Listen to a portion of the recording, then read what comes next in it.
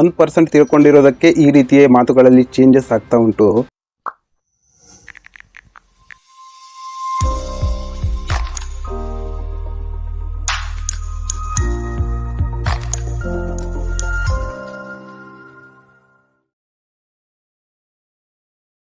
ನಾನು lot of literature ಓದ್ದೆ. ನಿನ್ನೆಯಿಂದ ನಾನು ಆನ್ಸರ್ ಮಾಡ್ಬೇಕಾದ್ರೆ ಕರೆಕ್ಟ್ ಆಗಿ ಐ ಎಮ್ ಎ ಸೈಂಟಿಸ್ಟ್. ಈ ಪ್ರಾಡಕ್ಟ್ ಲೈಸೆನ್ಸ್ ಇದೆಯಮ್ಮ. ನಾನು ಎಲ್ಲ ಓದ್ದ FSSAI ಫುಡ್ ಲೈಸೆನ್ಸ್ ತಗೊಂಡಿರೋ ಪ್ರಾಡಕ್ಟ್ ಇದು. ಫಸ್ಟ್ ನ್ಯೂಸ್ ನಲ್ಲಿ ಇದೊಂದು ಆಯುರ್ವೇದಿಕ ಪ್ರಾಡಕ್ಟ್ ಅನ್ನೋ ರೀತಿಯಲ್ಲಿ ಮಾತಾಡ್ತಾ ಇದ್ರಲ್ವಾ ಅಂಜನಪ್ಪ ಸರ್. ಬಟ್ ಎರಡನೇ ನ್ಯೂಸ್ ನಲ್ಲಿ ಇವ್ರಿಗೆ ಗೊತ್ತಾಯ್ತು ಇದೊಂದು FSSAI ಸರ್ಟಿಫೈಡ್ ಫುಡ್ ಅಂತ ಹೇಳ್ಬಿಟ್ಟು. ರೀಸನ್ ಏನು ಗೊತ್ತುಂಟಾ? ಇವರು ಒಂದು ಸ್ವಲ್ಪ ಹರ್ಬಲೈಫ್ನ ಬಗ್ಗೆ ಅಧ್ಯಯನ ಮಾಡ್ಕೊಂಬಂದರು.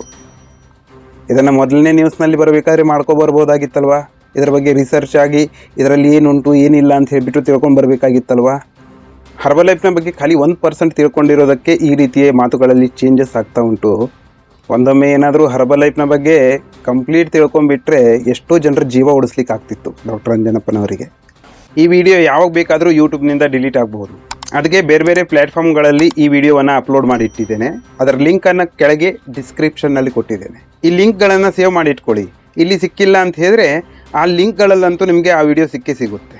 ಇನ್ನು ಹರ್ಬಲೈಫ್ ಯೂಸ್ ಮಾಡ್ತಾ ಇದ್ದವ್ರು ಮಾಡಬೇಕಾಗಿರೋದೇನು, ಯಾರ್ಯಾರು ಎಷ್ಟೆಷ್ಟು ವರ್ಷದಿಂದ ಹರ್ಬಲೈಫನ್ನು ಯೂಸ್ ಮಾಡ್ತಾ ಇದ್ದೀರಿ, ಅವ್ರ ಮನೆಯಲ್ಲಿ ಎಷ್ಟೆಷ್ಟು ಜನರು ಫ್ಯಾಮಿಲಿ ಮೆಂಬರ್ಸ್ಗಳು ಈ ಒಂದು ಹರ್ಬಲೈಫನ್ನು ಯೂಸ್ ಮಾಡ್ತಾ ಇದ್ದೀರಿ, ಅದನ್ನು ಕಮೆಂಟ್ ಬಾಕ್ಸ್ನಲ್ಲಿ ಹಾಕಿ. ಉಳಿದವರಿಗೆ ಇದು ವಿಷಯ ಅಲ್ಲ ಅಂತ ಹೇಳ್ಬಿಟ್ಟು ಗೊತ್ತಾಗಲಿ. ಈ ಲಿಂಕನ್ನು BTV ನ್ಯೂಸ್ ನೋಡಿ ಒಂದಿಷ್ಟು ಜನರು ತಪ್ಪು ತಿಳ್ಕೊಂಡಿದ್ದಾರಲ್ವಾ, ಅವರಿಗೂ ಫಾರ್ವರ್ಡ್ ಮಾಡಿ. ಬುದ್ಧಿವಂತರಾದರೆ ತಿಳ್ಕೊಳ್ತಾರೆ.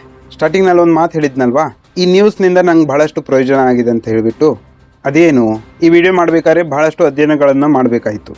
ಈ ಟೈಮ್ನಲ್ಲಿ ಬಹಳಷ್ಟು ವಿಷಯಗಳಿಗೆ ಉತ್ತರ ಕೂಡ ಸಿಗ್ತಾ ಹೋಯಿತು. ಮುಂದಿನ ದಿನಗಳಲ್ಲಿ ಇದರ ಬಗ್ಗೆ ವಿಡಿಯೋ ಮಾಡಬೇಕಂತಿದ್ದೇನೆ. ಅದಕ್ಕೆ ಏನು ಮಾಡಬೇಕು, ನೀವು ಆ ವಿಡಿಯೋಗಳನ್ನು ನೋಡಬೇಕಾದ್ರೆ ಇವರು ಹೇಳಿದಾಗೆ ಮಾಡಿ.